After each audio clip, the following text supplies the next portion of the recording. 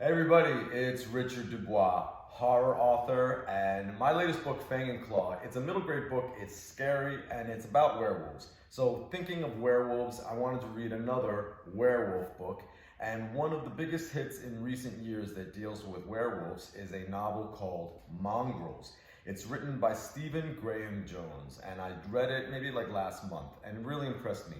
It's literary fiction, so you gotta think it's going to be, it's not so much plot driven as you would find in typical genre fiction. It's definitely interesting prose, really well written, and one of the things that I like the most about it and that I don't see enough in horror fiction is class.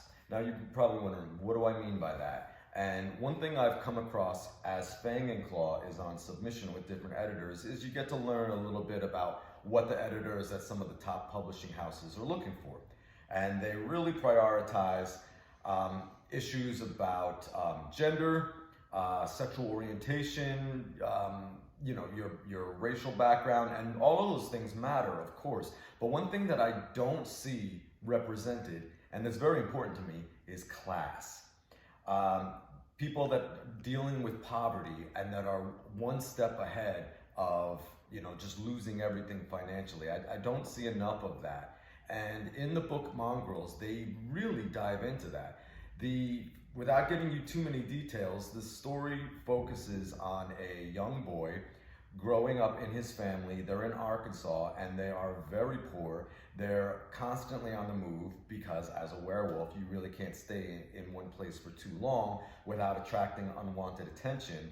And they're also just one step ahead of absolute poverty. They're basically holding on financially by the tips of their claws. And if that's one thing that I know, it's that. I've lived that life and it's something I'm well acquainted with, and I don't find really being represented in fiction. And I tried to do that in my own book, Fang and Claw, where my main character is also, him and his father are on the run, and you definitely have a sense of financial desperation. It's important to me and my characters, and I think that that's something we need to see more of in fiction because it crosses gender, it crosses sexual orientation, it crosses race, and especially in this age of rampant inequality, it's timely, and I want to see more of that in fiction. I did that in my book, and I'm hoping it's going to resonate with readers. And in Mongrels by Stephen Graham Jones, he really knocked it out of the park on that. And as I said, it was just a great read.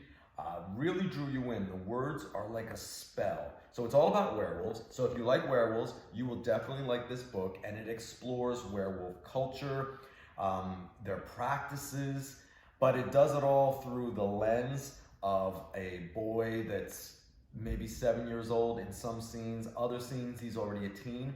It bounces back and forth. But it's very easy to follow.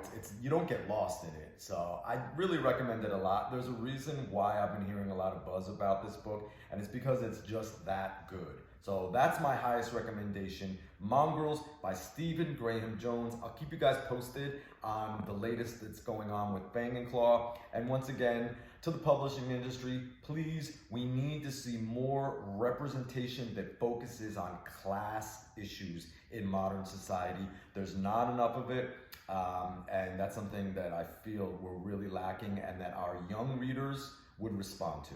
So anyway, thanks everybody. Take care. I appreciate all your feedback. Make sure that you like, share, and subscribe. And that's it. Take care. Bye.